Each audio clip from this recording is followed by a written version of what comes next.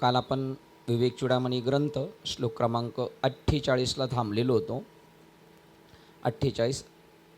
आणि हा ग्रंथ असा आहे, आपल्याला काय करायला पाहिजे, परमार्थ कशाला म्हणतात आणि किती स्पीडनी केला पाहिजे, काय काय आपल्यामध्ये पाहिजे आणि आपला वेळ वेस्टेज पण नको जायला, हे पण ते शिकवतात. जिथं नाही ना खर्च करायचं. काय झालं, धर्म आपण जर तुम्ही आता वाचला असेल ग्रंथ, आपल्या घरी प्रत्येकाने नेलेला आहे, आनंद पदावरी 14 चौकट्यांची राज्य, की नको त्या विषयाला धर्मामध्ये घुसून ठेवलेलं आहे आणि त्याला एक वेगळं स्वरूप प्राप्त करून दिलेलं आहे आणि जी खरी वस्तुस्थिती आहे ती पूर्णपणे साईडला आहे. तर त्याच्यापासून आपल्याला सांभाळ करतोय हा विवेक चूडामणी ग्रंथ. हे करायचं नाही म्हणजे नाही, हे केलंच पाहिजे म्हणजे केलंच पाहिजे आणि हे जमलं तर करायचं अशा प्रकारे. पण महत्त्वाचं काय आणि कशालाही काही समजायचं नाही. प्लस आपण जी परमार्थ करतो तो पण आपला धरसोडीचा नको आहे. आपल्याला वाटते का आपल्याला सुटावं, आपल्या आत्म्यावर प्रेम आहे का, तर त्याने त्याला तेवढ्या स्पीडनी काम करायचं. अशा प्रकारचा आपल्याला विवेकाचा संग्रह देणारा, आपण त्या एका मोठ्या उंचीवर पोहोचू शकतो. उंच देवाचे चरण तेथे झाले अधिष्ठान म्हणणाराचे, तिथपर्यंत आपण जाऊ शकतो. भगवंताच्या समीप जाऊ शकतो, भगवतच्या समीप जाऊ शकतो, नाही स्वरूपाकार होऊ शकतो, एकदम त्याच्यासारखे होऊ शकतो. अशा प्रकारचं जसं तेने मुक्तिचारी किंवा ऐसे बहुत ग्रंथी बोलिले, तुका म्हणे नामापासी चारी मुक्ती ऐसे बहुत ग्रंथी बोलिले. आणि याचा आपल्याला स्वानुभव येऊ शकतो आपण ह्या रूटनी गेलो तर. अशा प्रकारचा हा विवेक चूडामणी ग्रंथ आहे. 28 नंबरचा श्लोक होतं. शिष्याने विचारलं तर शिष्य म्हणाला, हे सद्गुरू, जे प्रश्न विचारतो ते कृपया ऐकावेत. त्याची उत्तरे आपल्या मुखातून ऐकल्यास मी कृतार्थ होईल. पहा, मला एवढा विश्वास झालेला आहे, मी जिथे चाललेलो आहे तुम्ही मला ती गोष्ट पूर्णत्वाला नेऊ शकता आणि माझा प्रश्न ऐका आणि मला त्याचं उत्तर द्या. तुम्ही जर मला सांगितलं तर मी 100% परिपक्व होऊ शकतं. ते सांगतात, तुम्ही जर धर्मग्रंथ समजून घ्यायला गेले, मंदिरांमध्ये गेले तर जड भूमिकेत नाही राहिलं पाहिजे, बोलकी माणसं पाहिजेत. देवाला बोलकी माणसं आवडतात. नंदी आहे तिथं तर तिथंच आहे. मंदिरातली उदाहरण दिले, भिंतीच्या तशाच्या तशाच. पण काही लोक येतात, काही काळ जातात आणि तिथून लगेच कृतार्थ होऊन जातात.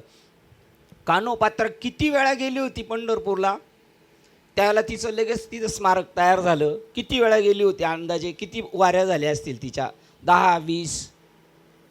बघा, एक वेळा गेली तिच्यासाठी ते वाक्य बरे, जरी तू पंढरीशी जाय एक वेळ.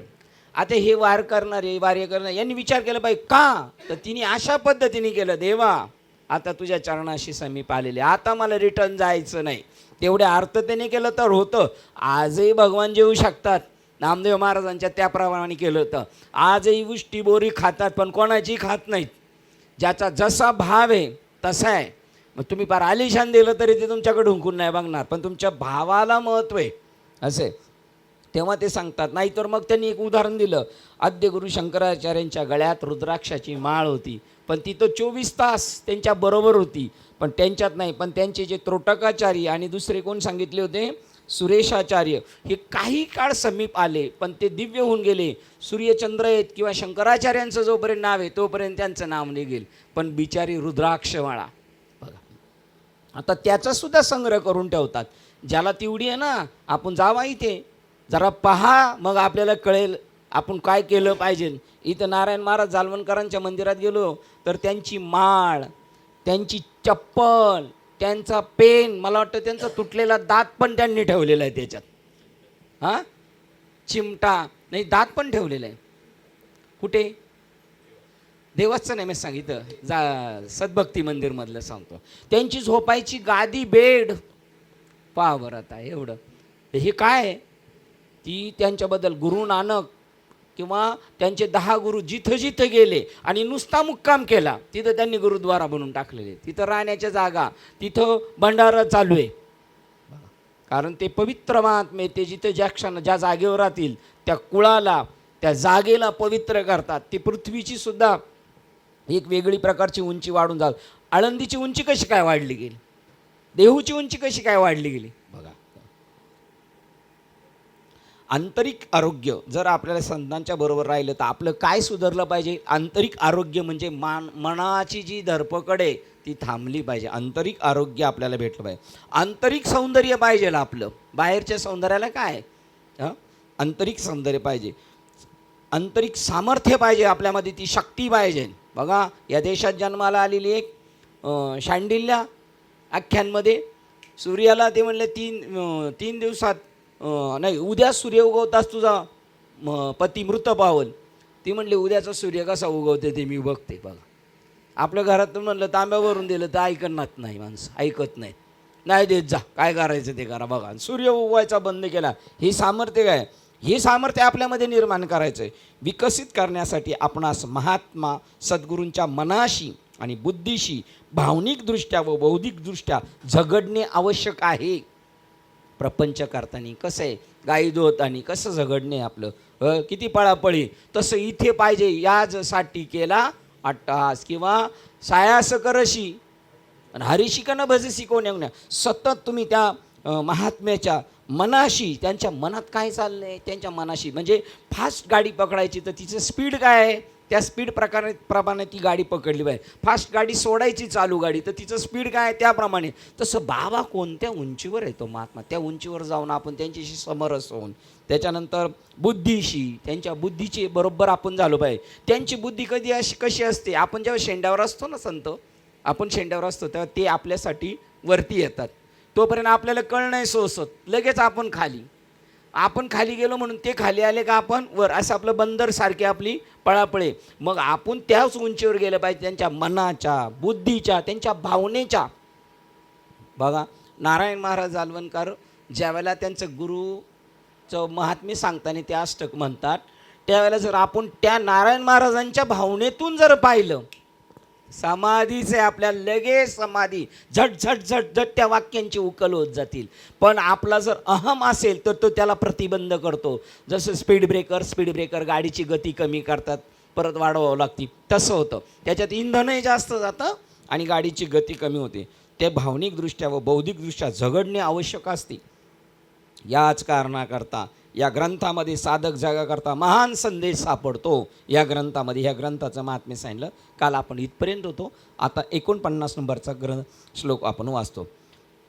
बंध म्हणजे काय, हा कसा व कुठून आला, तो जीवनामध्ये कसा स्थिर झालेला असतो, त्यातून तो पूर्णपणे कसा मुक्त होईल, अनात्म्याचे स्वरूप काय, परमोच्च आत्म्याचे स्वरूप काय, आणि त्या दोहोतील आत्मा आणि अनात्मा यातील विवेकाची क्रिया कोणती, हे कृपया मला स्पष्ट करा. कालच्या श्लोकामध्ये म्हणले मी प्रश्न विचारतो, तो बारकाईने ऐका आणि आता तुम्ही माझ्या प्रश्नाचं उत्तर द्या. प्रश्न क्रमांक 1, बंध म्हणजे काय.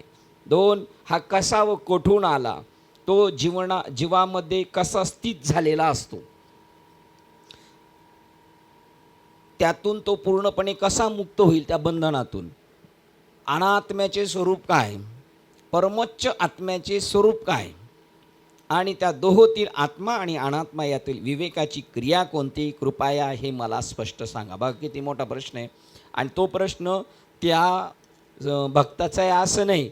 आता हा जो ग्रंथ निर्माण केला त्यावेळेला कोणतरी एक शंकराचार्यांच्या समोर खरोखर बसलाय आणि तो प्रश्न विचारतोय असं पण नाही.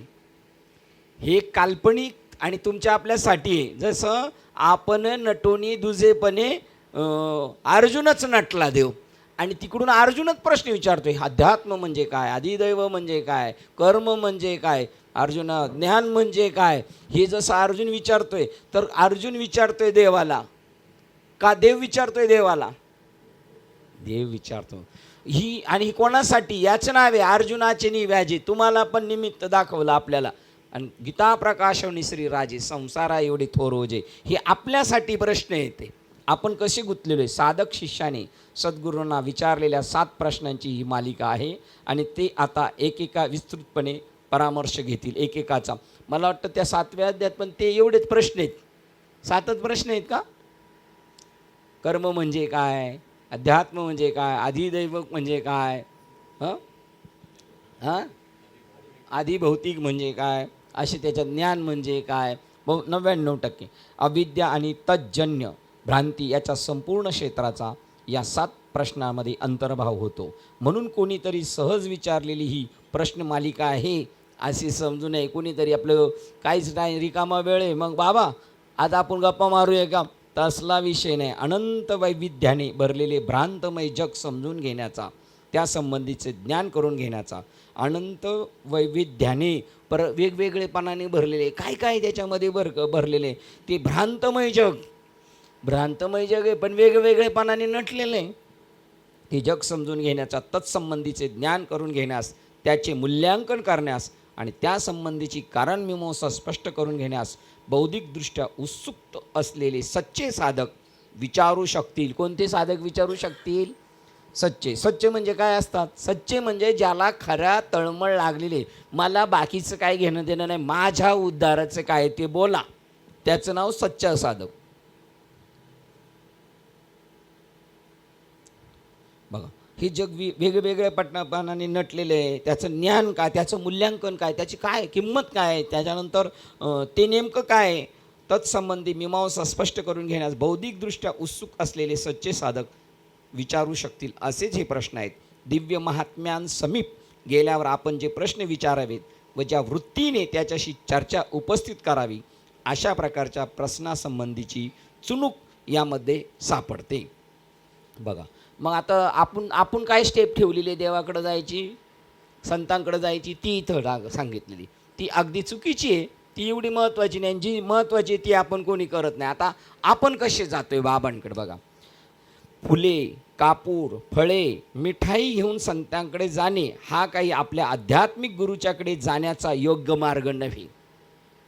पण आता त्या गाईला पान व्हायचं म्हणून सुगराज द्यायला पाहिजे ना, तसं बाबाला पान व्हायसाठी हे सुगराज आहे की नाही? फुले, कापूर, फळे, मिठाई घेऊन संतांकडे जाणे हा काही आपल्या आध्यात्मिक गुरुकडे जाण्याचा मार्ग नव्हे.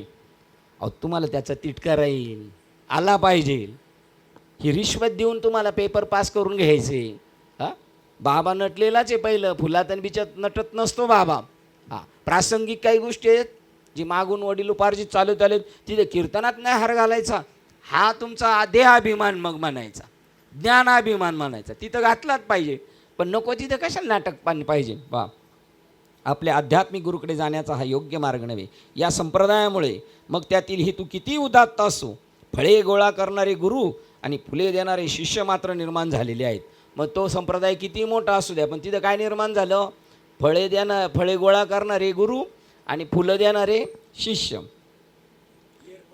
येर पत्र पुष्प फल भजावा मीच कारण केवळ वाचून भक्ती तत्वा वाचून आमचा लाग भक्ती तत्व. बघा, ही फक्त निमित्त कारण आहे. आता तुझ्याकडे काही नसेल तर तू पान देऊ शकतो, पाणी देऊ शकतो, आणि ते पण निमित्त आहे. जसं आता एखादे पाहुणे भेटले, चला ना चहा घेऊ हा विषय नाही महत्त्वाचा, पण चहाच्या निमित्ताने बरंच काही घटना घडणार आहे.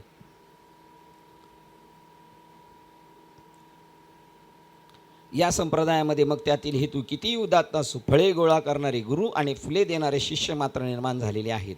आणि त्या दोघांनीही वेदांताच्या स्मशानभूमीचा खोल खड्डा खणून त्यावर हिंदू धर्माचा निव्वळ सांगाडा उभा केलेला आहे. बघा, या लोकांनी.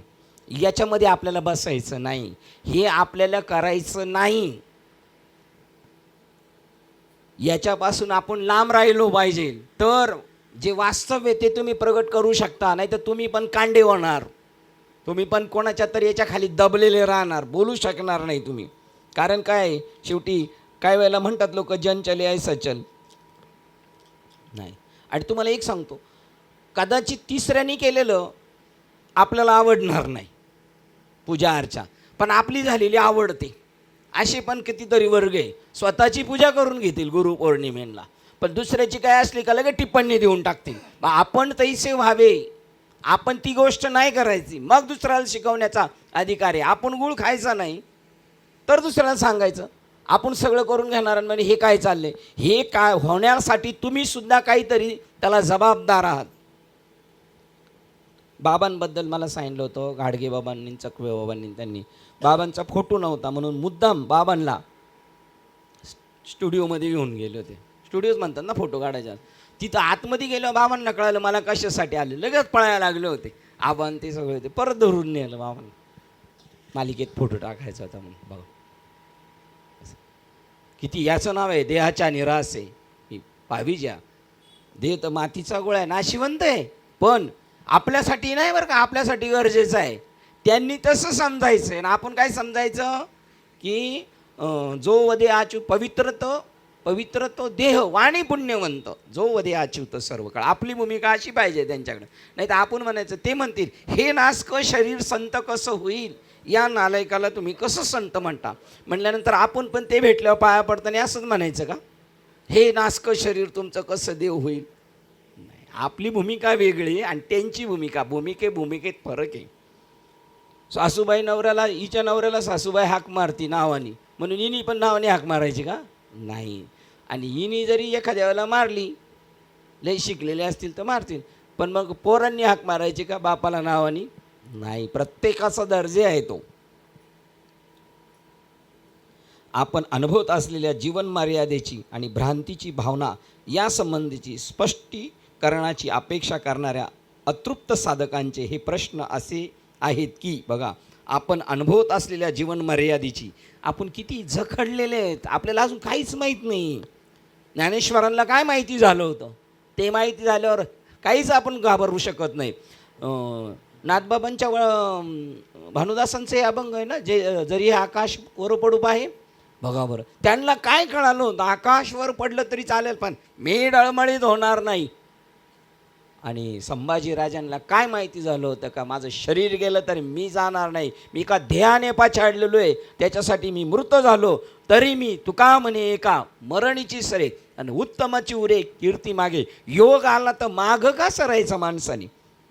आपण अनुभवत असलेली जीवन मर्यादेंची आणि भ्रांतीची भावना किती आपण जखडलेले, किती आपण दबलेलो आहे. अरे जुगारून दिलं पाहिजे माणसांनी, चिटकून नाही राहिलं पाहिजे कशाला पण.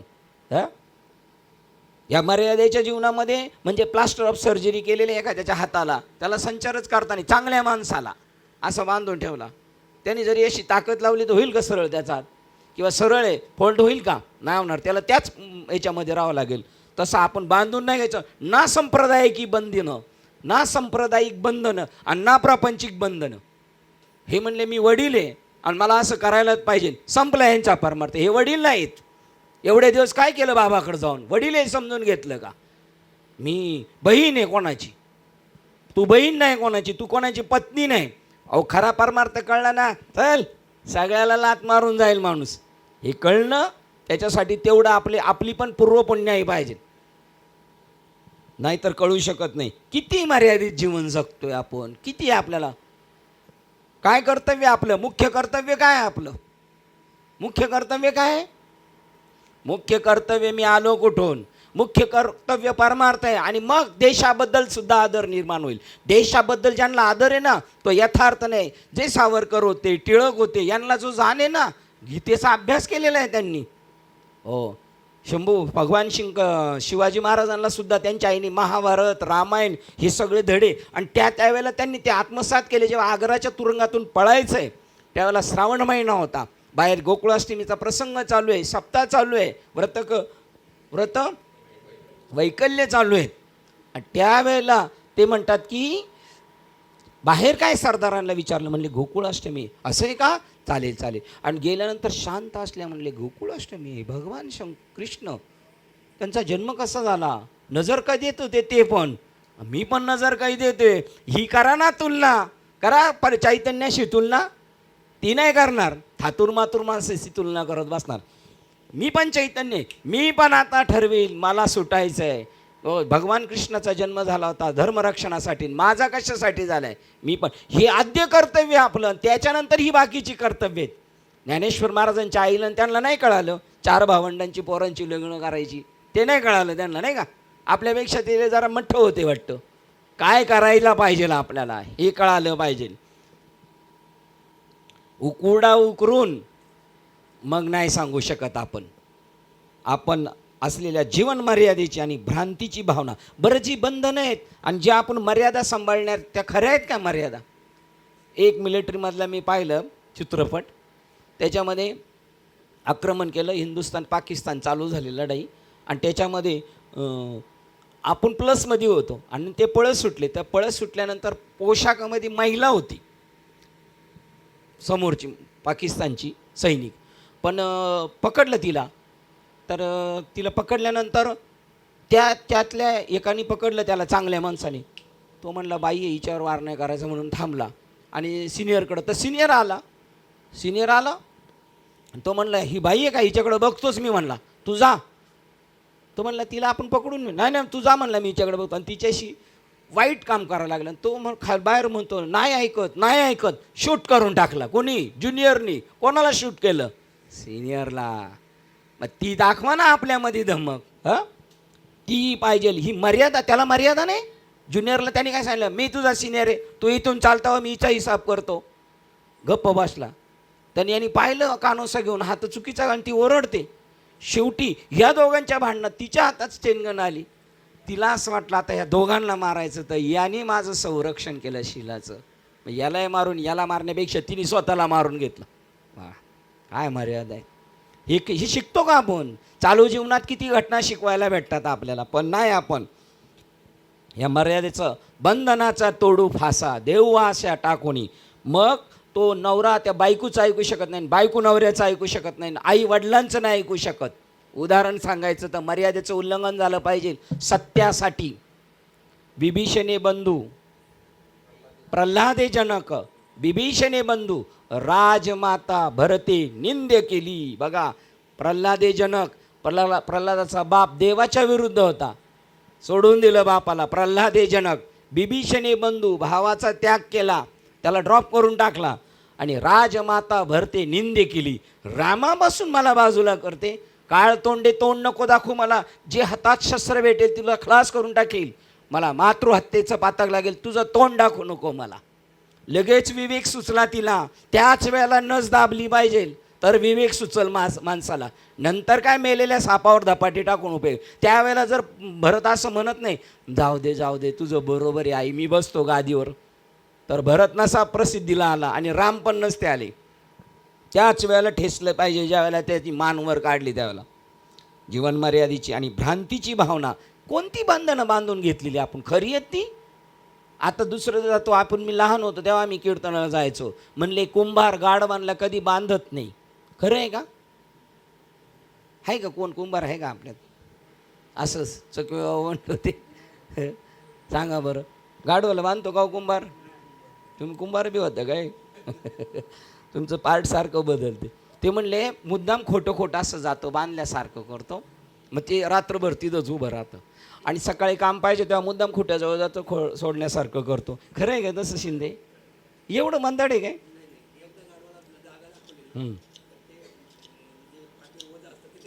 हां, ते माहिती, पण बांधलेलं मान्यवर असं असते का?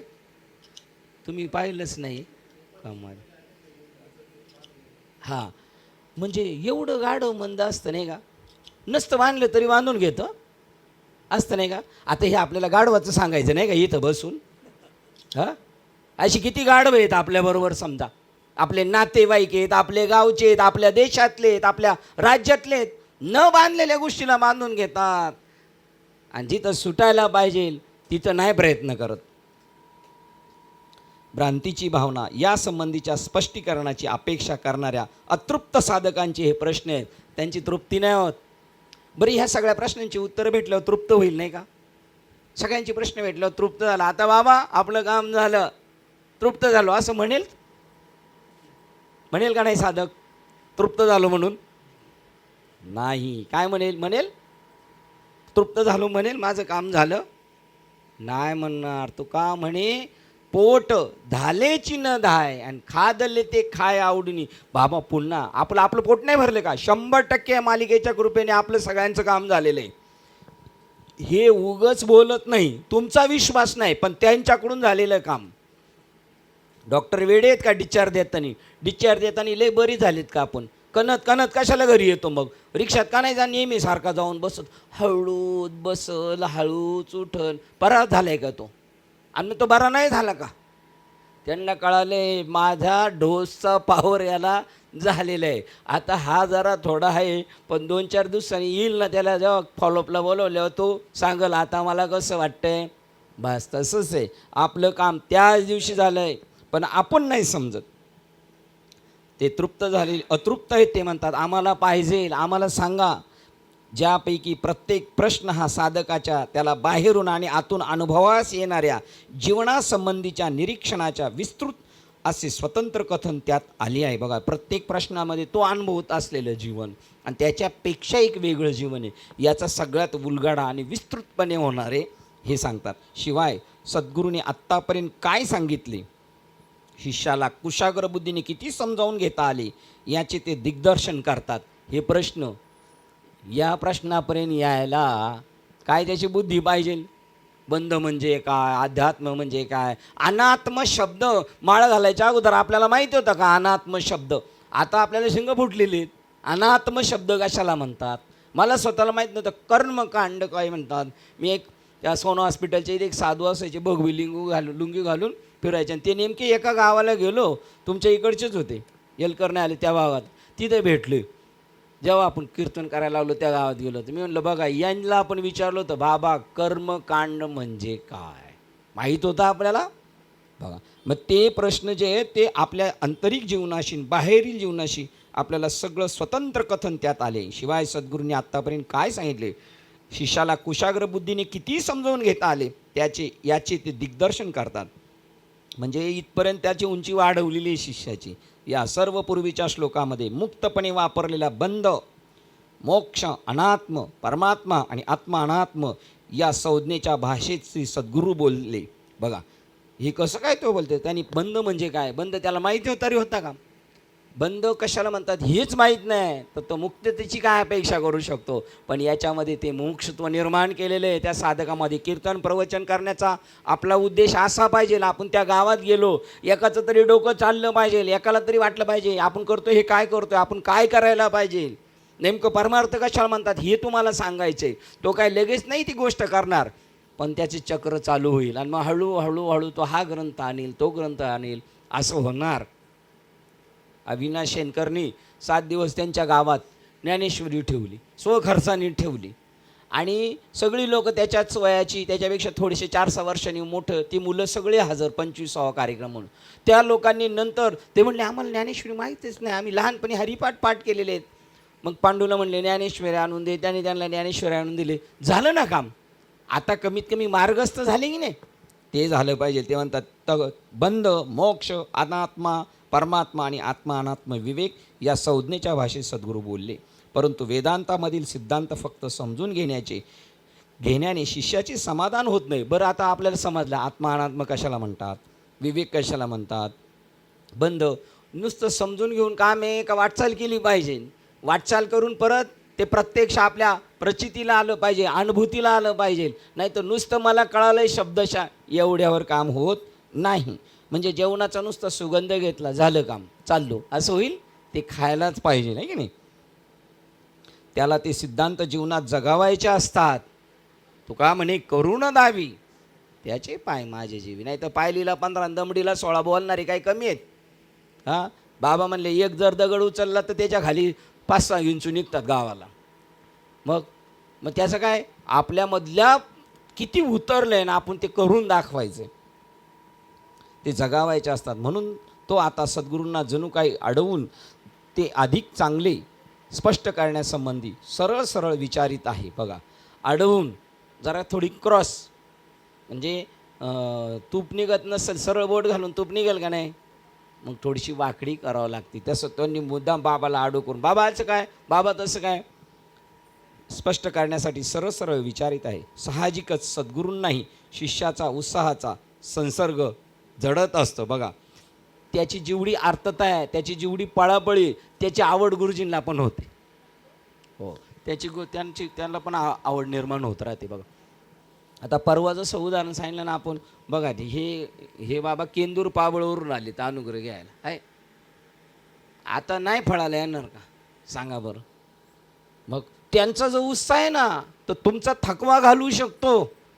मग परीक्षित राजाला अनुग्रह देताना आनंदी कोण होतं जास्त? आनंदी कोण होतं? शुकमुनी होते. अनुग्रह देणारा त्याच्यापेक्षा आनंदी राहणार त्याचा उत्साह पाहून. साहजिकच सद्गुरूंनाही शिष्याचा उत्साहाचा संसर्ग जडत असतो आणि आपणास आता कळेल की ते या प्रश्नांच्या चर्चेत किती सरळपणे साथ देत आहेत. बघा आता शिष्य प्रशंसा, कोणाची प्रशंसा करते? आता शिष्याची प्रशंसा. बघा गुरुनी करायची सामान्य गोष्ट आहे, सामान्य गोष्ट आहे. आता आपल्याला यांच्याबद्दल आत्मीयता का वाटली? आपण सगळ्यांना घराच वट्ट्यावर पण नाही, आतल्या घरात आपल्याला डायरेक्ट बाहेर जावं लागलं नाही. मग त्यावेळेला आपल्याला वाटणार तुकाराम महाराज एवढे क्रांतिकारक झाले, यांच्या पाठीमागं वाघ लागला निवृत्ती दादांच्या, म्हणून नाथबाबांनी लय घासघास केली. त्यावेळेला ती गोष्ट आहे. आणि आपल्याला सहज बघा श्री गुरु वाच्य शिष्य प्रशंसा. श्री गुरु म्हणाले तू धन्य आहेस. का? तुझी खोबडी इथपर्यंत आली, तुझ्या डोक्यात प्रकाश पडला, हे प्रश्न विचारावेत. आणि इतर ठिकाणी म्हणावं लागलं आलासी कोठोनिया जाशी कवणे रे ठाया. सांगा, आलासी कोठोनिया जाशी कवणे रे ठाया. कुठून आलात तुम्ही? नवले. गाव कोणतं तुमचं? मी फसवतोय तुम्हाला. कोणतं गाव आहे तुमचं? तालुका कोणता आहे? जिल्हा? कुठून आले तुम्ही? कुठून आले? सांगा. वैकुंठातून आले. तेव्हा ते म्हणले हे बोलत नाहीत का? ते म्हणतात तुम्ही वैकुंठातून आले आहे का नाही? हां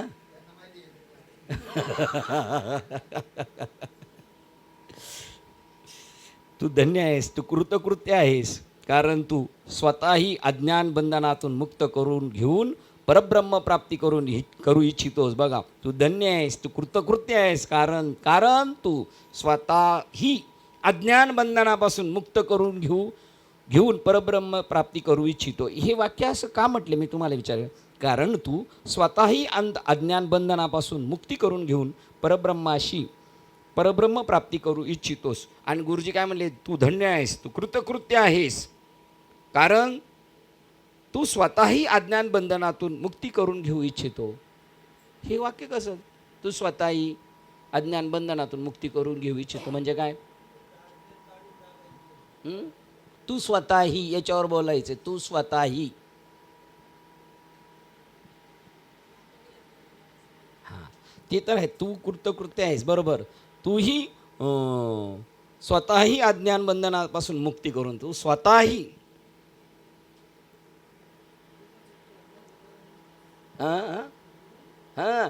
तसंच तूही प्राप्त करून घेऊ इच्छितो आणि मीही तुला सांगू इच्छितो. बघा आता कसं गुड आहे. तूही स्वतः म्हणजे तू जरी स्वतः नसतं गेलं तर मी तो विडाच उचललेला आहे. पण आता काय झालं? आता दोन्ही पण जर तसे समरस झाले तर संतती कशी होणार आहे मग?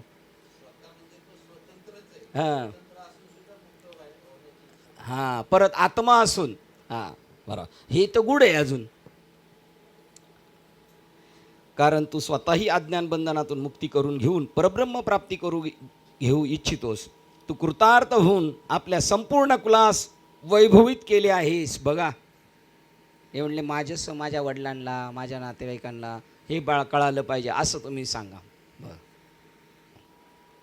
आता आपण अनुग्रह घ्यायला गेलो तेव्हा आपल्यालाच कळत नव्हतं आपण नेमकं काय करायला चाललो आहे. तर घरदाराचं बायको पोराचं अशी काही सर्किट आहे. त्याची बायको अनुग्रह येते तर नवरा अनुग्रहित नाही, नवरा अनुग्रह येते तर तो म्हणतो आता समजा बायकोचं नवरा नाही ऐकायचा. अहो तसं पण नसतं. बाबा म्हणले तिने जर ठरवलं तर ऐकू शकतो. तर आणि नवऱ्याचं बायको नाही ऐकत म्हणल्यावर मग कमाल आहे का नाही? हे काय? म्हणजे स्वतःचा उद्धार झालाय त्याला अजून वाटत नाही आपल्या बायकोचं हवं. आणि जी खरी आई आहे ना तिला जर द्या बरं खायला. मला चॉकलेट भेटलं मी घेत नाही, खात नाही, मी घरी घेऊन जातो. कोणाला न्यायला? कोणासाठी? तुम्ही घरी घेऊन जातो. हां म्हणजे नानीला द्या बरं, नानाला द्या, बाळाला घेऊन जातील. तसं आपल्याला वाटलं पाहिजे ना, आपणच खायचं. हां आपण वाटलं पाहिजे. तू कृतार्थ होऊन आपल्या संपूर्ण कुलास वैभवित करील. आणि कुल या शब्दाचा अर्थ सांगतात बघा. श्री सद्गुरूंचा चेहरा समाधानाने उजाळून निघाला आणि असा पट्ट शिष्य भेटल्याबद्दल त्यांनी आनंद उद्गार काढली. आपल्या सर्व उणिवांपासून आपण मुक्त होऊ इच्छितो आणि पूर्णत्वाच्या असीम परिसरामध्ये पदार्पण करू इच्छितो. काय म्हणतो तो?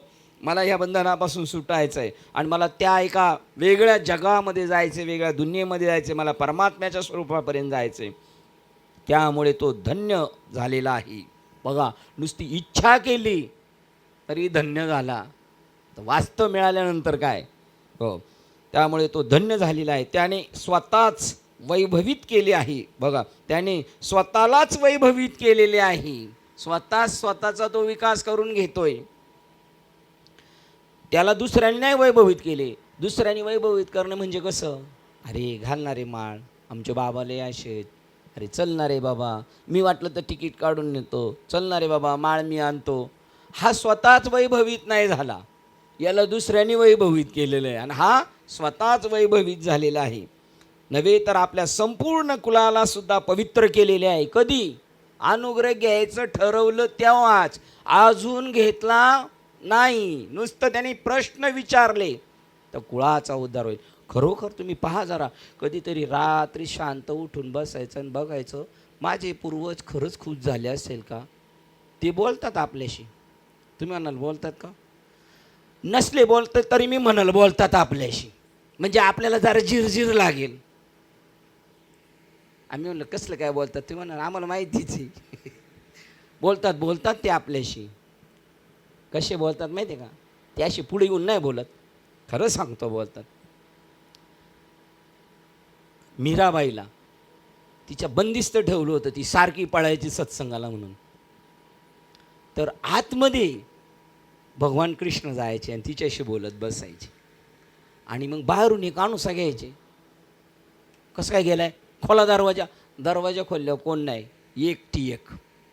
तर तिच्या मुखातून एक पुरुषाचा आवाज निघायचा आणि एक महिलेचा आवाज निघायचा. तू का म्हणे? होय मनाशी संवाद आणि आपुलाची वाद आपुलाशी. आपले पूर्वज पण म्हणतील, बोलतात आपल्याशी. आज आत्ता या घडीला एक सगळं घडतं. पण तू का म्हणे नाही विश्वास ज्या म्हणी, पहावे पुराणी विचारून. बघा, ही प्रमाणाची गुंफण ईश्वर झोपून देतं बरं का, ही गुंतवणूक. नाही तर आपलं काम नाही हे बोलणं सुद्धा. आणि एक काळ आहे प्रत्येकाचा. तेवढा काळ झाला का विनायक जर इकडे आले का यांची ड्युटी संपली, निघा आता आपल्या कामाला. सर्व कुलाला पवित्र केले आहे. कुल या शब्दाचा अर्थ फक्त कुटुंबच नव्हे. बरं, आता एखाद्याने अनुग्रह घेतला आणि त्याला पूर्ण बिमला, बायकोनी नाही घेतलं, पोरांनी नाही घेतला, मग त्यांचा उद्धार होईल का नाही? म्हणणार ना, 2 लाख रुपये पगार कमवणारा माणूस आहे ना, त्याच्या घरातल्यांनी सगळ्यांनी काम करायची गरज नाही, बसून काढलं तरी त्यांचं काम होतं. एवढं सामर्थ्य असा एखादा हरिभक्तपरायण आपल्या कुलात तयार व्हावा. 21 कुळ्यांचा पाठचा उद्धार करतो, पिढींचा. बघा, म्हणजे काय पॉवर असेल त्याची, कधी कल्पनाच नाही गेली. ती पॉवर आपली आहे, ती नानांची पॉवर आहे. ती आहे पॉवर आपली.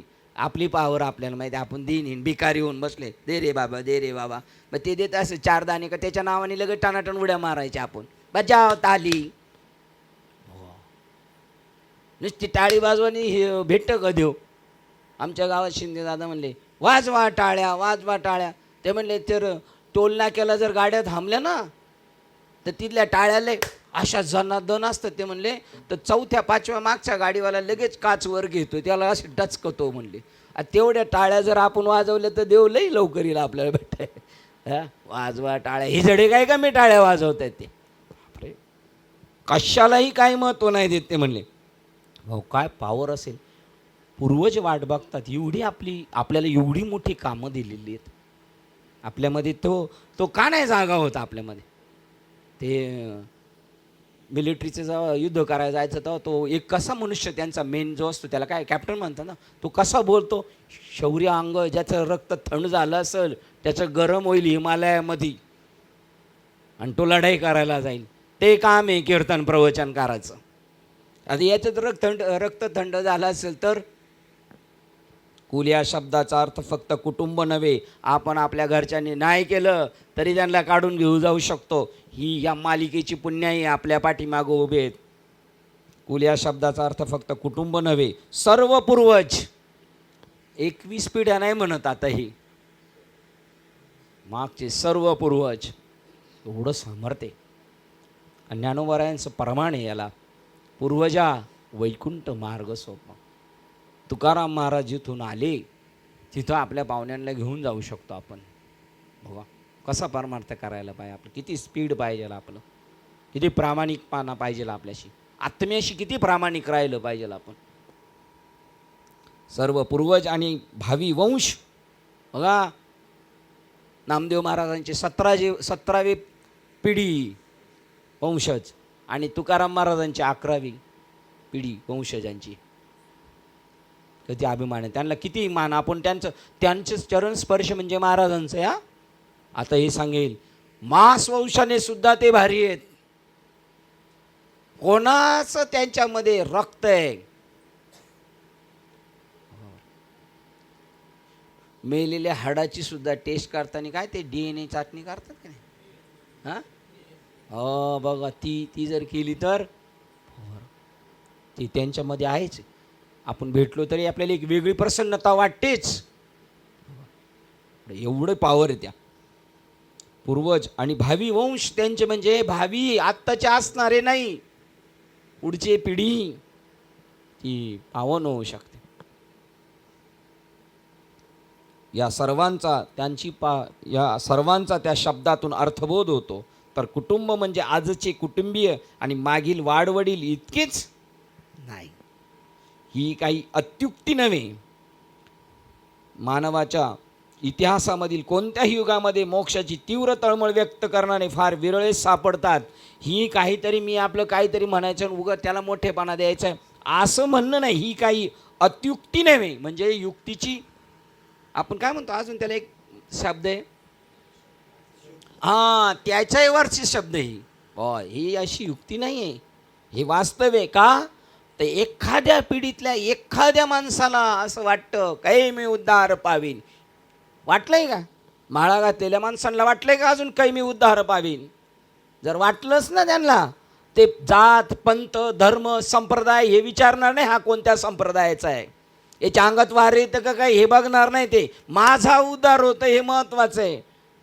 तापानी फनफनतोय, गुचकी येते सारखी मरल का काय त्यावेळेला तो विचारित नाही या डॉक्टरचा संप्रदाय कोणता आहे, त्याची डिग्री झाली का नाही. मला बरं कर, तू अडाणी असला तरी चालेल, त्याचं नाव आहे काही मी उद्धार, हे म्हणणारे जे भरपूर आहेत. बघा आता आपण अति जर त्याच्यात गेलो तर म्हणू शकतो, पण म्हणणार नाही. पण आपण बाबा म्हणतो, ते कुत्री काय कमी भुकतात, मग तसं भुकणं राहील तुमचं. भुकणं आम्हाला असं म्हणता, तसेच तुम्ही नाही आपण सगळेच. भारत माझा देश आहे आणि सारे भारतीय माझे बांधव आहे, आणि सख्या भावाला मारामार करतोय, त्याचा गळा चिरतोय, काय ती प्रार्थना करून उपयोग आहे? ते मुंडकी वट वट तैसे ते गा. मुंडकी वटवट म्हणजे बेडकं पावसाळ्यात टराव टराव टराव, त्यांच्या बोलण्याला काय अर्थ आहे? ही काही अत्युक्ती नव्हे. मानवाच्या इतिहासामधील कोणत्याही युगामध्ये मोक्षाची तीव्र तळमळ करणारे व्यक्त करणारे फार विरळच सापडतात. आपण तीव्र मोक्षित आहोत, आपल्यामध्ये ती तीव्रता आहे, ही ज्याची त्याने तपासायची, तेवढी तीव्रता पाहिजे. हे आधीच सांगितले आहे. साहजिकच असा बालसाधक फारच विकसित, ठराविक साहजिकच आधीच सांगितले असे विरळीत असतात. साहजिकच असा बालसाधक फारच विकसित झालेला असतो. बच्चा आहे तो अजून, पण त्याची बुद्धी किती विकसित झालेली, आणि म्हणून त्याला मोक्षाची तीव्र तळमळ असते. भाकरीला पुन्हा भाजण्याची गरज नसते. भाऊ काय त्यांचे कशी काय त्यांना दृष्टांत सापडत असते. हा ना, अशी उसळी मारली पाहिजे, लक्षात केंद्रित झालं पाहिजे, खाली मान घालणाऱ्याला सुद्धा वाटलं पाहिजे. असं एकदा झालं होतं. एक महात्मे, सगळे महात्मे मोठ्या पुण्यतिथीला होते, आणि एका महात्म्याचं प्रवचन होतं, आणि त्याने अशी चुटकी वाजवली, ती बरोबर इथं वाजवली, आणि ते महात्मा असं मान घालून होता, आणि तिकडं चुटकी ऐकल्यावर असा डचकन झाला ना. त्या चुटकीत जर एवढं डचक आहे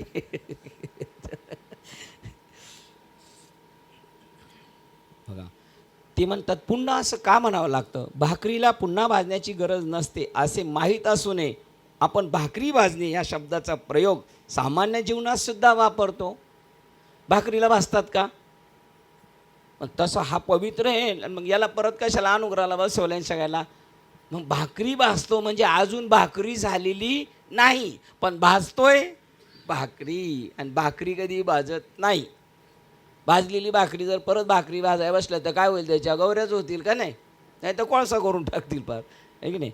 तसं हे म्हणतात भाकरीला पुन्हा भाजण्याची गरज नसते असे माहीत असू नये आपण भाकरी भाजणे असा शब्दप्रयोग सामान्य जीवनात सुद्धा वापरतो. या ठिकाणी आपण नजीकच्या भविष्यातील सार्थकता म्हणून आजच्या कर्माचे निर्देशन करीत असतो.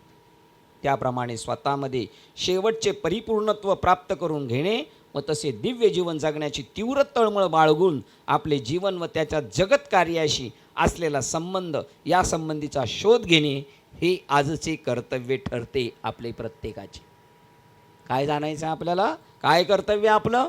या कर्तव्याला पराडमुख आहेत, सांगणारे पराडमुख आहेत, कीर्तन प्रवचन करणारे सुद्धा पराडमुख आहेत या कर्तव्याला. फक्त पायाजवळ जो फायदा होतो त्याच्यावरच खुश आहेत, अंतिम सत्यापर्यंत पोहोचले नाही. बघा, त्याप्रमाणे स्वतःमध्ये शेवटचे परिपूर्णत्व प्राप्त करून घ्यायचं. आपल्यामध्ये आहे ना तैसा हृदयामध्ये रामू, त्याचा अनुभव घे परिपूर्णतेचा. बघा, आणि ज्याला प्राप्त झालं तो म्हणतो महाराज मी कृतकृत्य झालो, मी पूर्ण झालो. स्वतःमध्ये शेवटचे पूर्णत्व प्राप्त करून घेणे व तसे दिव्य जीवन जगण्याची तीव्र तळमळ बाळगून, बघा, तसे प्राप्त करून घेणे. काय? आपल्यातलं परिपूर्णत्व. त्यानंतर तसे दिव्य जीवन.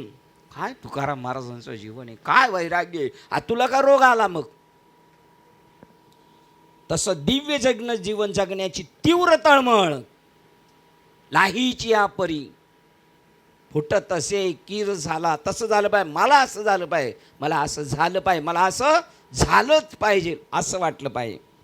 जीवन बाळगून आपले जीवन व त्याचा जगत कारणाशी असलेला संबंध याच्याशी शोध घेणे. काय माझा आणि यांचा संबंध आहे? काय माझा आणि यांचा? इकडे या, सर का इकडे, हां जावा तिकडं मागं बराबर. त्या जगत कार्याशी असलेला आपला संबंध या संबंधीचा शोध घेणे. काहीतरी संबंध आहे ना आपला, माझा आणि तुमचा काहीतरी संबंध आहे. ज्या दिवशी संबंध संपणार ना त्या दिवशी आपल्या परत गाठीभेटी होणार नाही. नांदेबाबाचं काही घेणं राहिलं नाही. नाना तुम्ही नील सर्टिफिकेटपर्यंत आलात. आता वर्ष 6 महिन्यात नानाचं गोमोठी गवडजवड चालू आहे ना. आणि त्याच्या अगोदर आपलं देणं झालं तर तुमच्या अगोदर आपली रवानगी होणार. प्रत्येकाचे संबंध तसेच. काय संबंध आहे याचा? आणि यांचा जो माझा संबंध आहे तो नाही, माझा दुसराच संबंध आहे, तर मग तोडावा संबंध यांचा माझा. जो जोडायला पाहिजे तो संत दर्शनी हा लाभ पद्मनाभ जोडायला. माझा ज्यांच्याकडून जो संबंध जोडून घ्यायचा होता तो जोडून काम झालं आता. आणि ज्यांच्याशी नाही जोडायचा त्यांच्याशी तोडायचा आपल्याला. बघा, तर आपलं कल्याण आहे. हे कळलं पाहिजे, आपल्या डोक्यात आलं पाहिजे कोणाशी जोडायचं आहे आणि कोणाशी तोडायचं आहे. ही पण आपल्याला डोक्यात तेवढं देवाने दिलं पाहिजे आपल्याला. व त्यांच्या बघा तळमळ बाळगून आपले जीवन व त्यांच्या जगत कारणाशी असलेला संबंध या संबंधीचा शोध घेणे. आपण देणेदार आहोत या जगाचे, म्हणून आपला ठेवा आहे, त्यांचा ठेवा आहे, आणि आपण देणेदार आहे. त्यांचा ठेवा आपल्याला द्यायचा आहे त्यांना. हे आजचे या संबंधीचा शोध घेणे. काय माझा यांचा संबंध आहे त्याचा शोध घेणे व हे आजचे आपले कर्तव्य ठरते.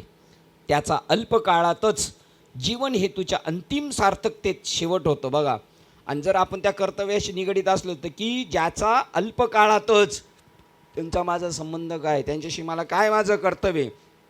जर कर्तव्य कळलं तर ते अल्पकाळातच जीवन हेतूच्या अंतिम सार्थकतेचे शेवट होतो. जे शेवटी प्राप्त करायचं आहे ते अल्पकाळातच बैसता संताचे संतती आपणा सारिके करती तात्काळ ताबडतोब होऊ शकतं. जर आपण एवढं जर उतावळे का बावरे झालं तर होणार ना आपलं.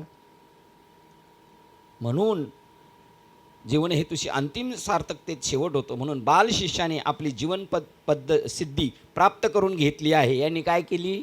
याला एक सिद्धी प्राप्त झालेली, वैराग्य सिद्धी, विरक्ती प्राप्त झालेली या बालकाला, ही सिद्धी प्राप्त करून घेतलेली असे सद्गुरू आगाऊच घोषित करतात. हो, म्हणजे त्याने अजून प्राप्त करायच्या अगोदर हा सक्सेस होणार. मुलाचे पाय पाळण्यात दिसतात.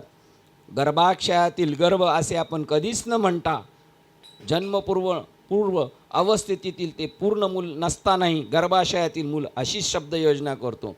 बघा, गर्भाशयात ते मुले काय म्हणतात, तो गर्भ, त्या मुले गर्भात, ते मूल अजून त्याला पूर्ण अवयव फुटले नाही, ते मूल या दशेत नाही पूर्णत्वाच्या, पण तरी पण अगोदरच बाळ आहे आतमध्ये, बाळ आहे, अजून बाळाला अवयव नाही आले, ते बाळ पूर्ण झालेलं नाही. तसं हे बाळ साधका संतांचं हे पूर्ण नाही झालं तरी ते म्हणतात हे पूर्णतेच्या पायरीवर आहे.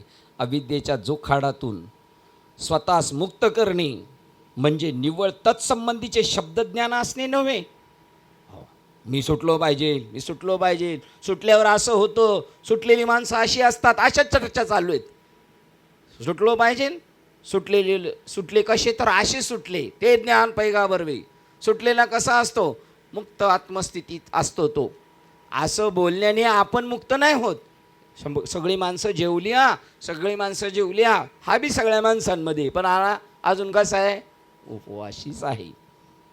अविद्येच्या जोखाडातून स्वतःस मुक्त करणे म्हणजे निव्वळ तत्संबंधीचे शब्दज्ञान असणे नव्हे, तर शरीर, मन आणि बुद्धीची अविद्याजन्य प्रलंबने अतीत करून स्वतःच्या अंतर्यामी प्रत्यक्ष सत्यत्वाची अनुभूती घेणे व तसे जीवन जगणे. म्हणून सद्गुरू म्हणतात, तू ब्रह्मपद देवत्व प्राप्त करू इच्छितोस. बघा काय म्हणजे ते म्हणतात, ती तुझी तेवढी तळमळ आहे ना, तू घेशील रे प्राप्त करून. हा म्हणता प्राप्त करून घेशील. बघा, त्या अज्ञानरूपी प्रलंबनातून सुटायचं आहे, अतीत व्हायचं आहे त्याच्या, आणि प्रत्यक्ष सत्यतत्वाची अनुभूती घेणे, आणि घेतल्यानंतर तसेच जीवन जगणे. अनुभूती घेणे म्हणजे काय? अहम ब्रह्मास्मी. आणि तसेच जीवन जगणं म्हणजे सर्व खल्विदम ब्रह्म, हे वाक्य आहे त्याचं. मी ब्रह्म आहे ना हा माणूस आहे, नाही होणार. बघा, सत्यत्वाची अनुभूती घेते आणि तसेच जीवन जगणे. म्हणून सद्गुरू म्हणतात, तू ब्रह्मपद देवत्व प्राप्त करू इच्छितोस.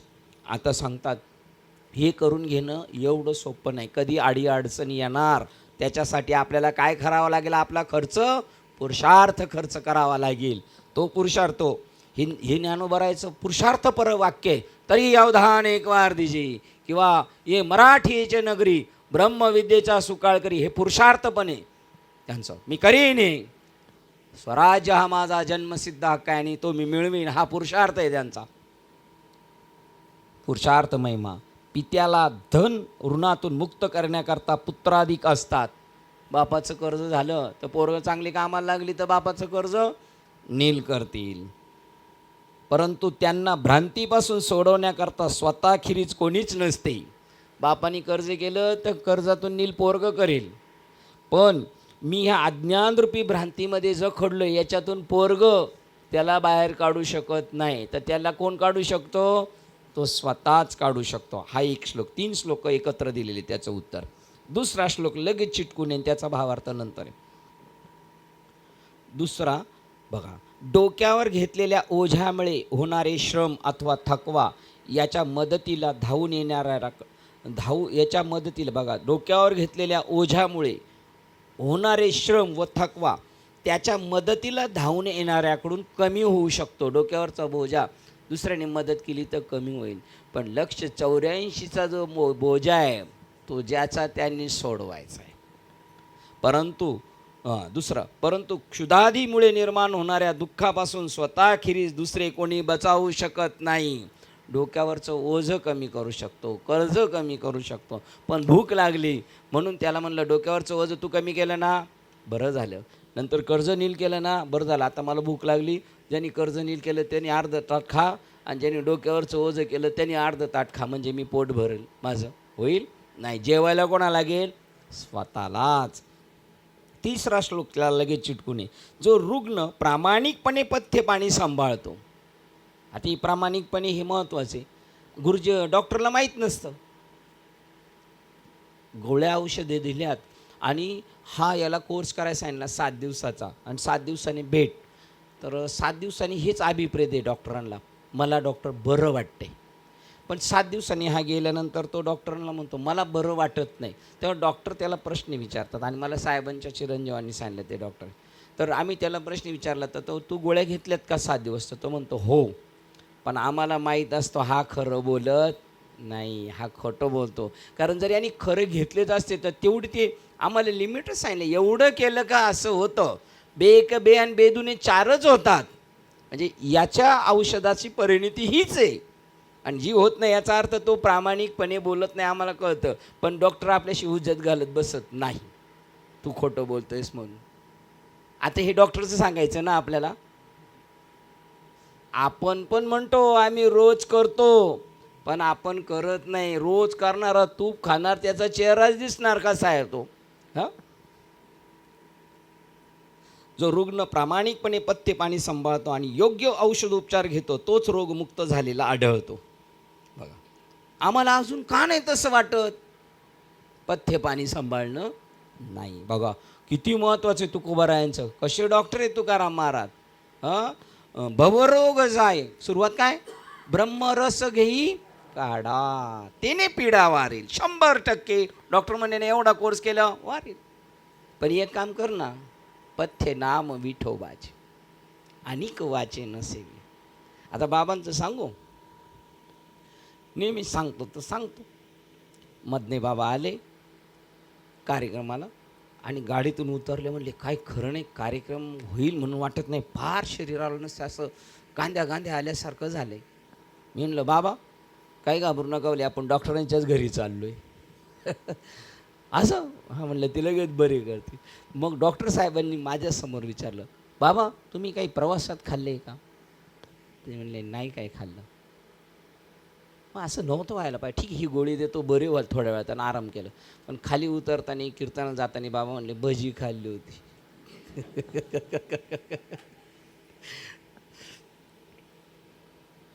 म्हणजे काय झालं? पथ्य नाम विठोबाचे अनेक वाचे नसेवी. काय आपल्याला पथ्य काय? भलतं सलतं नाही बोलायचं, हरी बोला हरी बोला, नाहीतरी हा बोला तोंडाला कुलप लावा, व्यर्थ गलबला करू नका. काय सांगितलं?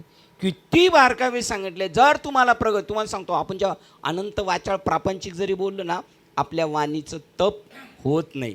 केलेलं तप बॅलन्स उडून जातो आपला. असं बस. बरं बोलायचंच असेल तर संतांचं नाम उच्चार, पवित्रते व्हावे, पुण्यवंत व्हावे. घेता सज्जनांजन. जर बोलायचंच असेल तेच बोलायचं. हरी बोला वाज, दुसरं काहीच बोलायचं नाही. पुण्यवंत व्हावे घेता सज्जना. आणि माझी वाचा नेघे माझी वाचा तुटी. म्हणजे काय? माझी वाचा घेत नाही. अहो त्यांचं नाम उच्चारत असताना ते नेघे माझी वाचा तुटी, सारखं माझं चालू आहे त्यांचं नामस्मरण. त्याच्यामध्ये गॅप पडत नाही. का तुम्ही सारखं नामस्मरण करता? का तुमच्या वाचेत तुटी नाही पडत? सारखं बाबाचं नाव घेतलं काय होणार? महालाभ फुकासाठी. फुकट भेटणार महालाभ. बरं महालाभ भेटलं काय? पैसे भेटलं काय? झोप येते का? होईल ते विश्रांतीचा ठाव पायी संतांची अभाव. अति लय आजारी सगळं जाईल. तुका म्हणे पापे जाती संतांची आजपे. बस सगळं जातं. बघा बरं, आता आपण सगळे आजारीच आहेत हे उठ्ठाने कळणार आपल्याला. तोपर्यंत आपले आजार गेले, आपण त्या याच्यात असल्यामुळे, हे की नाही. एक जण औषध बघा, ते म्हणतात औषध उपचार तोच रोगमुक्त आढळतो, योग्य औषध उपचार घेतो. एक जण औषध घेतो आणि दुसराच कोणी बरा होतो, असे कधी घडतं का? पण आमच्या घरातले आमचे पाहुणे म्हणायचे आमचा संपत सोडलाय, बस त्याला सोडलाय देवासाठी. बरं झालं तू इकडे गेलास, पाहुणे आमचे म्हणतात. म्हणजे मी असं त्यांच्या प्रश्नातून असं वाटतं, ते म्हणतात बरं झाला तू इकडे गेला. म्हणजे जर तू इकडं नसता गेला तर तू लय वाईट मार्गाला गेला असता. त्यांचा प्रश्न कसा आहे, बरं झाला तू इकडे गेला. मग हे जसे काय लय साफसुथरे आहेत तिकडं. एक जण औषध घेतो आणि दुसराच कोणी बरा होतो असे कधी घडत नाही. स्वयंप्रयत्नाचा महिमा सद्गुरू या 3 श्लोकामध्ये शिष्याच्या नजरेत आणून देत असतात. कोणी प्रयत्न करायचे? आपण. बाबांनी सांगितलं ना, बघा आपले सगळे महात्मे अंग झाडून कामाला लागलेत. बाबा गेले तेव्हा तर असे झालं होतं, त्यांना आता काय करून काय नाही समाजासाठी. ते पछाडलेले आहेत. किती लोकांना काय देऊ, किती लोकांना देऊ असे पछाडलेले ते. स्वतःची घरची कामं बाजूला ठेवतात. त्यांची घरची कामं कोण करतो स्वतःची ठेवलं? त्यांचे शिष्य जातात. ते का नोकर ठेवलेत काय? कोण काम करतो त्यांचे? पडता जड भारी दासी आठवावा हरी मग तो होऊन दिसीन आड घालीच.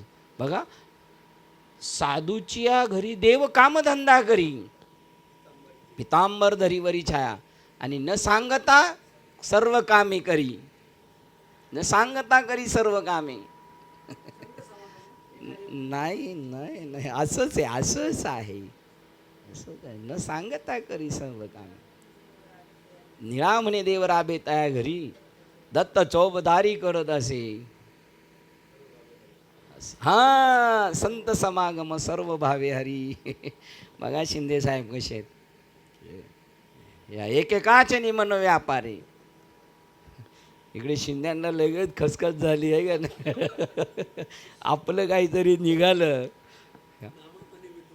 भक्ताची द्वारी घेऊन या करी सुदर्शन. नाही हो, आता नाही असं राहिलं काही, असं नाही राहिलं आता, असं राहिलं नाही आता. हानू का तुला धरून पहिले? अरे आज असंच आहे का म्हणे देव आहे तैसाच आहे. तुझा विश्वास नाही, आजही तसाच आहे. त्याचा पांडुरंग दास. मग बघा, चित्ती नाही आज त्याचा पांडुरंग दास. आयशा भक्तांच्या घरी न सांगता. आपल्याला काही काम राहिलं का? तो आपलं करून घेतलं. आपण सेफमध्ये, आपल्याला काय कोणाचं करायची गरज नाही. आपण तू उलट त्या भक्ताला सांगायचं, तू कसा हो, तुझ्या चित्तास आस नसली तर देव करील. तुम्ही असे सगळे असल्यावर कसा होता आनंद बघा बरं. नाही, एक एक माणूस पृथ्वी तोला मोलाचा आहे. शिवाजी महाराजांनी मिर्झा राजांशी जे काय केलं, तह केला. तेवढ्यात एक आले म्हणले, अमुक अमुक सरदार गेले, मला नाव नाही आठवत त्यांचं. शिवाजी महाराजांच्या टचकन डोळ्यातून पाणी आलं आणि ते चर्चेला थोडी एक स्तब्धता झाली. तेव्हा तू का शिवाजी महाराजांना मिर्झा राजाशी म्हणतात. राजाने रडायचं नसतं. लढाई म्हणजे माणसं मारणार. तो गेला होता, शिवाजी महाराजांना बोलता येईना. सेवकाला सांगितलं, त्यांना बोलून घ्या आणि माझा माणूस कसा होता ते सांगा. ते सांगितलं त्यांनी, स्वतःला सांगता नाही. असे आपले रामदास किसन यादव बाबा आहेत. तुम्ही जा त्यांच्याबरोबर. माझ्यासाठी नाही, सगळ्यांसाठी तसे आहेत. तुम्ही जर त्यांच्याबरोबर गेले आणि जर वाघ आला पुढे, फक्त तुम्ही कीर्तन करणारे पाहिजेत.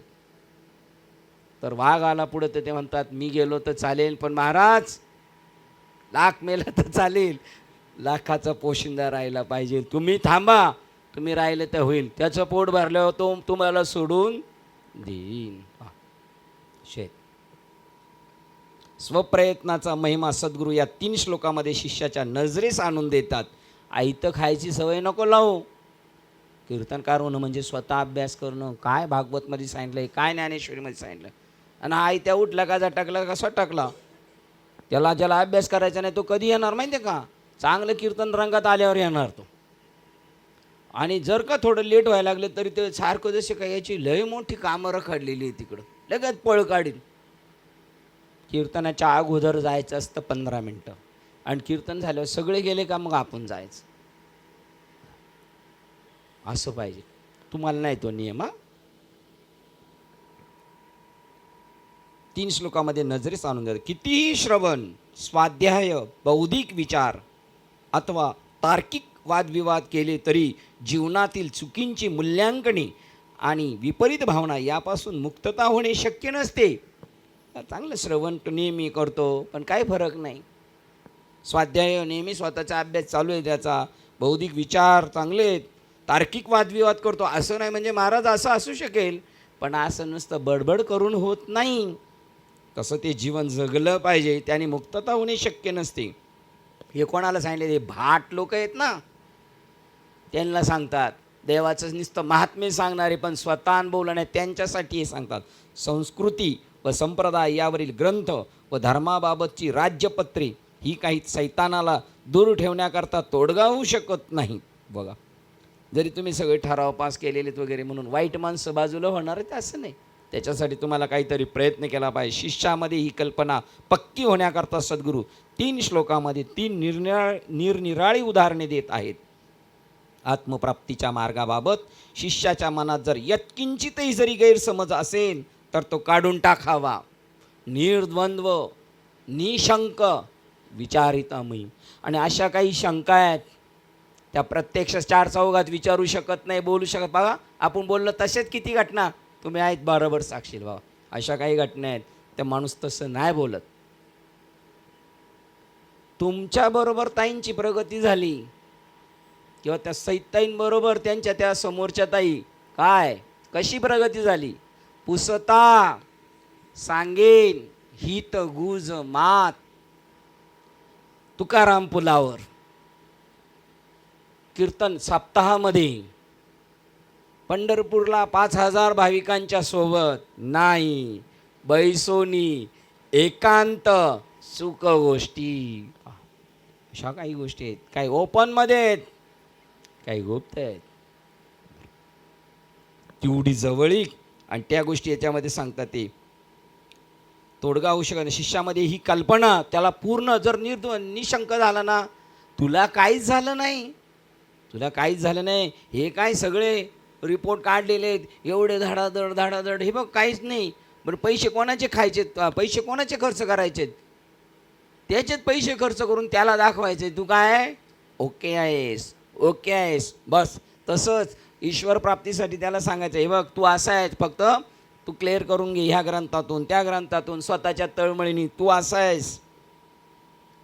त्याला निर्द्वंद्व निशंक झालं का स्पीडनी गाडी जाते आणि शंकेत नाही. बघा, गेल्या वेळेला आपण ब्राह्मणीवरून निघालो तेव्हा गाडी निघाली तेव्हा कशी झाली होती, निशंक. उलट पहिल्यापेक्षा गाडी स्पीडनी पळायला लागली, निशंक झालं. आता आपल्याला ओके झाली त्याच्या अगोदर गुळणी मारत होती. बघा, तशी आपली गाडीसुद्धा फुल स्पीडनी गेली पाहिजे.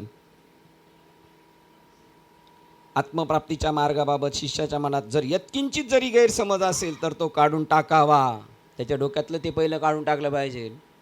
म्हणून प्रत्येकाच्या प्रत्येही अनुभवास येणारे हे 3 घरगुती दृष्टांत दिलेले आहे. प्रत्येकाच्या प्रत्येही आपल्या अनुभूतीला असणारे 3 उदाहरणं दिलेली आहे. जगातील सर्व भौतिक शास्त्रात अभ्यास करून त्यावर प्रभुत्व मिळवता येते. बघा, सगळा अभ्यास करून मास्टर होऊ शकतो त्याच्यात. देशाचे कायदे व त्यांचे बारकावे याचा अभ्यास करून त्याच कायदे तज्ज्ञ होता येते. जो रोगलक्षणे व त्यावरील उपाय याचा अभ्यास करतो तो वैद्य होऊ शकतो. गुन्हेगारी विषयी कायदे तज्ज्ञास स्वतः गुन्हेगार असण्याची गरज नसते. पण इकडं मात्र याचा सगळ्याचा उदाहरण बाबा सांगायचे. एक ताईचं पोट दुखायला लागलं, गरोदर ताई होती, तिचं पोट खूप दुखायला लागलं आणि तिच्या बाजूला एक नर्स राहत होती. तर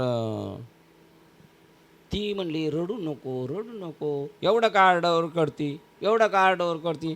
ते एवढं वेळ बोललं तिच्या आईलाच राग आला. अरे काय तू बोलतेस, ती काय मजेनी करते काय.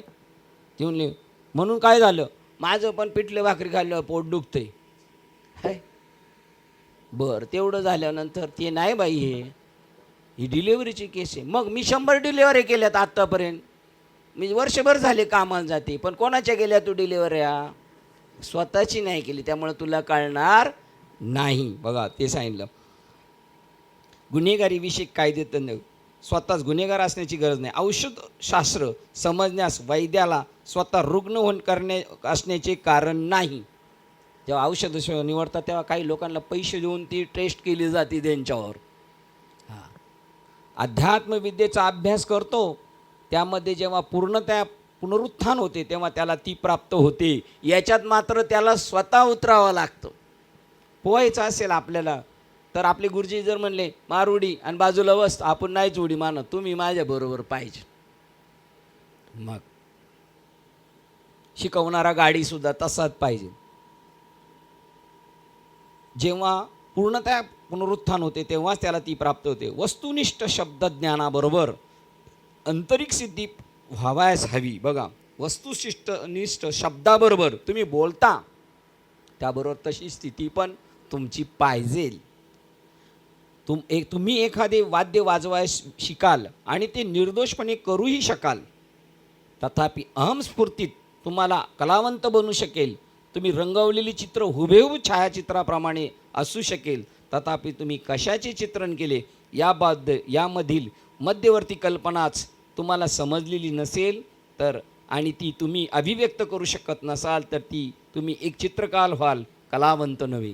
तुम्ही चित्रही काढलं पण हे तुम्हाला काय सुचलं नाही, याच्यातून काय सांगायचं हे जर नाही कळालं तर काही उपयोग नाही. तसं तुम्ही सगळा अभ्यास केला पण हा अभ्यास कशासाठी केला? तुम्ही माझ्या उद्धारासाठी केला. मग तू उद्धारला काय हे जर कळालं नाही, हे स्पष्टीकरण करू शकला नाहीस तर तू चित्रकार झालास, कलावंत नव्हे. ते म्हणतात याच कारणाकरता गुरु मग ते कितीही मोठे असोत आपल्या शिष्याला अध्यात्मज्ञान देऊ शकतीलच असे नाही.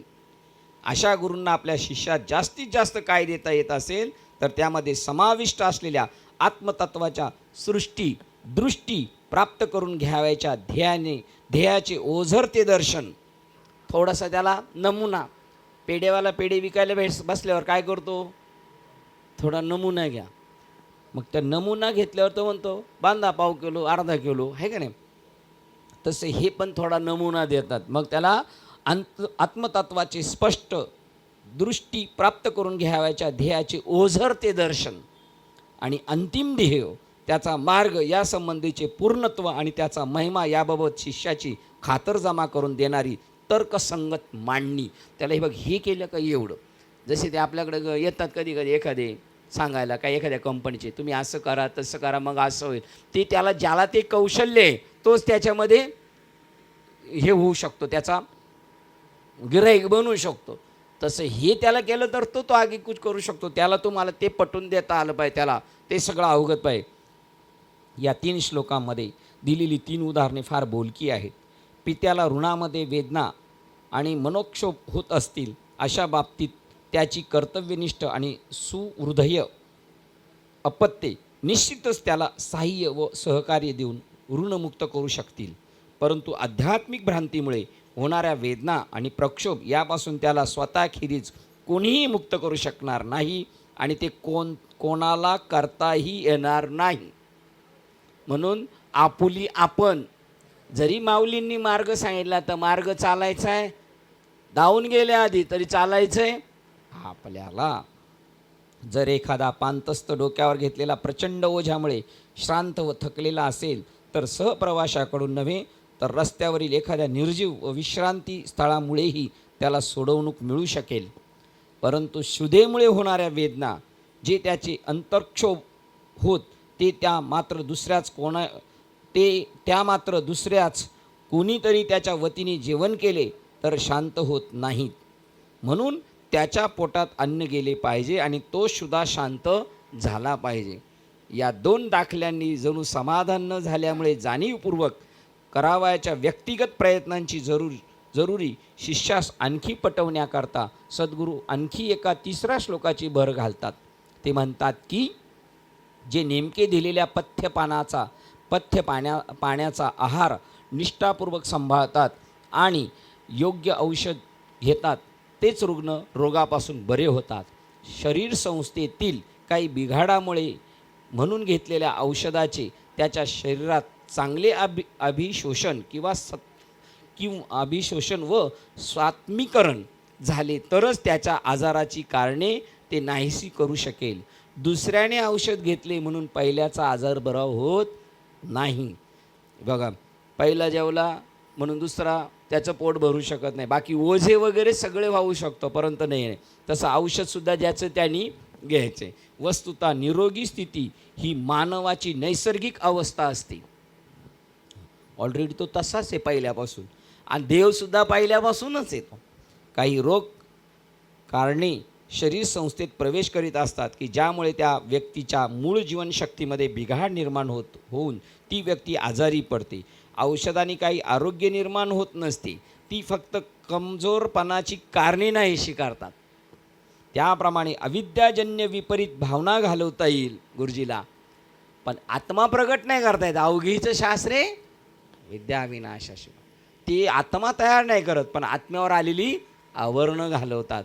डॉक्टर त्याच्यावर आलेलं जे वेगळं रोग आहे त्या गोष्टीला दाबून टाकतो, बाजूला करतो. त्याप्रमाणे अविद्याजन्य विपरीत भावना घालवता येईल आणि त्याच्यामध्ये सत्यत्वाची पूर्णतर अभिव्यक्ती होण्याकरता आवश्यक असलेली परिस्थिती प्रयत्नानेच निर्माण करता येईल. आवरणं बाजू काढता येईल, असं कर असं होईल, पण ते मात्र त्याचं त्याला करायचं आहे. थोडक्यात आपणापैकी प्रत्येकाने स्वतःच मार्ग चोखाळला पाहिजे. आपण शोधलं पाहिजे मार्ग. हे जरी खरी असले तरी सद्गुरूंचे आणि स्मृतिग्रंथांचे योग्य ते बोधपर मार्गदर्शन मिळाले पाहिजे. स्वतः चालायचे, मग तो म्हणाल चला मनोमार्ग गेला, पण संतांच्या संगतीत आणि मनोमार्गाची गती पाहिजे तुम्हाला. बघा, श्लोक क्रमांक 54 वाजता, आपल्याकडे 5 मिनटं आहेत.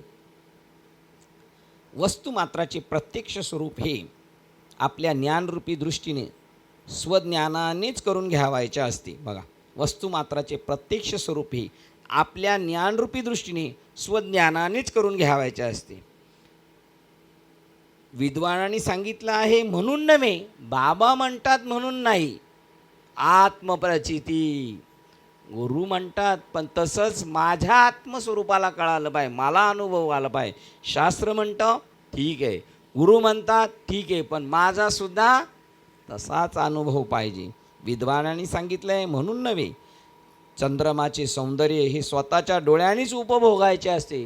काय पौर्णिमेचा चंद्र असतो हे ऐकून ज्यांनी पाहिलंच नाही, तो जर आंधळा म्हणला काय पौर्णिमेचा चंद्र असतो, कळेल का? नाही. ज्याचं त्यांनी प्रयोगशाळेत बघा, आपल्याला त्याच्यासाठीच न्यायचे. गुरुजी इकडं सगळं शिकवायचे, पण तिकडं ते स्वतःच करावं लागेल. दुसऱ्यांनी केलेल्या वर्णनावरून त्याचे कोणास परिशीलन करता येईल काय चंद्राचे? नाही. श्री शंकराचार्य वरील तिन्ही दृष्टांतामधील कल्पना आणखी एका श्लोकात जणू काही आपल्या शंकांच्या शवपेटीस शेवटचा खेळा ठोकून पक्के करीत आहेत. म्हणजे तो मुर्दा आता परत उठलाच नाही पाहिजे, खेळा मारून पीठ. वसंत ऋतूमध्ये रात्री चंद्रमा आकाशात सरकत सरकत जाताना जे त्याचे सौंदर्य, तेज, शांत तेजोवलय, साम्राज्ञीसारखे वैभव, प्रसन्नचित्त समाधान, प्रेम व सुखशांती आणि समचित्तता, बघा जशाच तशा माणसं भेटतात की नाही, जशाच तसं हे पार शेवटच्या 15 मिनटात सुद्धा यायचे. तर आता हे शेवटच्या 15 मिनटात यांना न्यायला येतात, कधी एकाच ठिकाणी राहतात. बघा, म्हणून ते असे एकत्र विचाराचे, एका विचाराची माणसं एका ठिकाणी ठेवलेली असतात. बघा, एकदम चांगलं. आता शेवटच्या 5 मिनटात यांना काय भेटणार? मग अमृत कसं बादल्याच्या बादल्यात प्यावं लागतं, ते काय थेंबर पिऊन होणार आहे काय काम? आहे की नाही? साम्राज्ञी सारखे वैभव, प्रसन्नचित्त समाधान, प्रेम व शांती, सुखशांती आणि प्रसन्नचित्तता याबाबतचा त्याचा संदेश पृथ्वी तलावर फेकला जातो. तो काही शब्दाने पकडता येत नसून तो अंतर्यामी उपभोगावयाचा असतो. बघा, वसंत ऋतूचा काय काय तो सगळं तेजोवलय निर्माण करतो, सौंदर्य निर्माण करतो, प्रेम, सुखशांती, प्रसन्नचित्त. हे फक्त शब्दाने ऐकून काम नाही. नामाची साखर, नुसतं साखर साखर साखर नुसतं कागदावर लिहून ठेवलं म्हणजे साखरेची गोडी कळत नाही. त्याच्या भव्यतेचे दर्शन हे स्वतःच्या नेत्रानेच घ्यावायचे असते आणि तेही समाधान देणाऱ्या सूचक मौनानेच अनुभवायचे असते. बघायचं, बोलायचं नसतं. काही ठिकाणी गेलो नुसतं बघायचं असतं, बोलायचं नसतं, नुसतं पाहून घ्यायचं. डोळे भरून पाहीन तुझे रूप मुख, बघा, पाहून घ्यायचं, मग बाहेर आलं बोलायचं नेत्रांनी घ्या. आणि तेही समाधान देणाऱ्या सूचक मौनानेच अनुभवायचे असते. अंध माणसाला चंद्रप्रभेने नटलेल्या निशेच्या प्रेम संदेश कधीच उपभोगास मिळणार नाही. बघा, अविद्येच्या आपल्या अंधकारमय हृदयात आत्मतत्व जेव्हा उदय पावते आणि ते आपल्या अनुभव विश्वाच्या क्षितिजावर सरकत जाते हळूहळू हळूहळू पुढे, तेव्हा जरी दुसऱ्यालाही तशाच तऱ्हेचा अनुभव आलेला असला तरी त्याला तो अनुभव आपणास यथार्थपणे वर्णन करून सांगता येणार नाही. त्याला फक्त विचारलं कसं काय वाटते विनायक महाराज आता वारीला गेलो, बरं वाटतं. हे कोणी म्हटलं आहे? ज्याला बरं वाटलंय. आता नानीनी म्हणले कसं काय वाटतंय, बरं वाटते. तुम्ही म्हणले कसं काय वाटते, बरं वाटते. आता आम्ही म्हणलं कसं काय वाटते, बरं वाटते नाही. बरं तुम्हाला दोघांना काय बरं वाटते हे कोणाला कळणार? अनुभव घेणाराला, ज्याचं त्यालाच कळणार. अनुभव आपणास यथार्थपणे वर्णन करून सांगता येणार नाही. प्रत्येकाने त्याची अनुभूती स्वतःमध्ये स्वतःच घ्यावायची असते. हा चंद्रोदयाचा दृष्टांत खरोखर अत्यंत काव्यमय आहे आणि अज्ञानाच्या अंतकरणातील, बघा आता सिद्धांत सांगता दृष्टांत सांगितलं, दृष्टांताला किती पल्ला लावायला लागते. आणि अज्ञानाच्या अंतकरणातील अविद्येला ज्ञानाचा चंदेरी प्रकाश दिव्य शांतीने आणि परिपूर्णतेने प्रकाशित करीत असतो. हे निर्देशित करणारा हा यथार्थ दृष्टांत आहे. आपल्या जीवनात असणाऱ्या अंधेरी रात्र त्या ज्ञानाचा चंदेरी प्रकाश दिव्य शांतीचे, आत्मशांतीचे, परिपूर्णतेचे परिपूर्णतेने प्रकाशित करीत असतो. हे निर्देशित करणारा हा यथार्थ दृष्टांत आहे. बघा, तिकडचा चंद्रमा आणि इकडचा भक्तिरूपी बोधरूपी चंद्रमा आपल्याला आनंदाच्या राशीवर घेऊन जाऊ शकतो. सिद्धांत त्या सांगायचा आहे. आत्म्याचा बोध हा ज्ञानाने होतो आणि चंद्राच्या शीतलतेप्रमाणे तो स्थिर सावर सौंदर्य त्याचं वाढलं जातं, तेजोवलय वाढलं जातं, तो प्रसन्न असतो, समाधान असतं, सुख असतं. तिकडं जसं तसं इकडं त्याच्या जीवनात होत असतं. असो, विवेक चूडामणी ग्रंथ श्लोक क्रमांक 54ला आपण थांबतोय. झालेली सेवा हृदयस्थ सद्गुरू सच्चिदानंद श्रीपाद बाबा रामदास बाबा अधिष्ठान विवेक चूडामणी ग्रंथ संत मालिका तसेच तुम्हा संत वृंदांच्या चरणावर सेवा समर्पित करून सेवेला इथे आपण पूर्णविराम देऊया. पुंडली कवरदेव हरिविठ्ठल श्री ज्ञानदेव तुकार पंढरीनाथ भगवान प्रकरण आणि श्लोक महाराज की जय. शांती ब्रह्मनाथ महाराज सच्चिदानंद श्रीपाद बाबा की जय. सच्चिदानंद रामदास बाबा की जय. अवधूत चिंतन श्री गुरुदेव दत्त गोपाल कृष्ण भगवान की जय. बोलो रे भाई सब संतन की जय. मोरया आकार विश्वात्मके देवी देवे भाग्यज्ञ तोषावे तोषोनी मद द्यावे पसाय दानही जे फळांची व्यंकटी सांडो या सत्कर्मी रंगी वाढो भूता परस्परे जडो मैत्र जीवांचे दुरितांचे दिवे लावो विश्व स्वधर्म सूर्य पाहो जो देवांचे तो केला हो प्राणी जात वर्ष सकल मंडळी ईश्वर निष्ठांची मांदियाळी अनवर्त भूमंडळी भेटतो तया होता चला कल्पतरुचे आरो चेतना चिंतामणीचे गाव बोलते जे अनुभव दिवसांचे चंद्रके जे आरांचन मार्कंड जे तापहीन ते सर्वाई सदा सज्जन सोयरे होतो किंबहुना सर्व सुखी पूर्ण होईल त्रिलोकी भजे जो आगे पुरुषी अखंडित आणि गंतोपजीवे विशेष विलोकीये दृष्टादृष्ट विजय होवावेची एक म्हणे श्री विश्वेश्वरा हो आ होईल दान बसावो येणे वै ज्ञान देव सुख्या झाला येणे वै ज्ञान देव सुख्या झाला येणे वै ज्ञान देव सुख्या झाला.